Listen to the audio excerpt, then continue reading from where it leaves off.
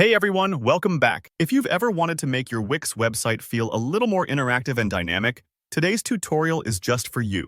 We're diving into the basics of the Wix editor, specifically how to create button links and text links. By the end of this video, you'll know exactly how to guide your site visitors where you want them to go, whether it's to another page, an external website, or even a downloadable document. Let's jump right in. First things first, we're going to add a button to our Wix site. In the editor, head over to the Add Elements section. There's a handy search bar at the top, just type in buttons. You'll see a bunch of different options, but for this tutorial, let's select a standard or normal button. This is the basic button style and works great for most purposes.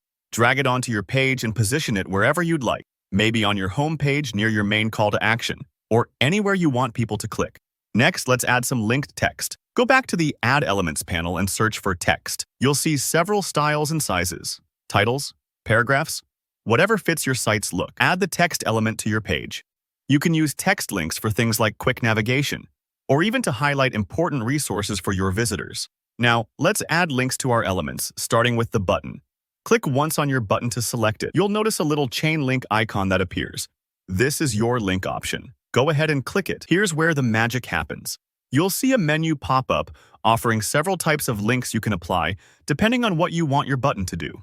You can link to another page on your site, an external web address, an anchor point on the page, which is great for one-page designs, the very top or bottom of the page, a document, an email address, a phone number, or even a pop-up. For this example, let's choose web address.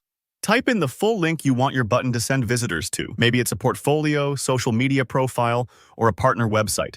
Make sure it's correct, as a broken link can confuse your visitors. When you're ready, click Done. And just like that, your button is now set up to redirect anyone who clicks it to that web address. Now, for your text link, the process is nearly identical.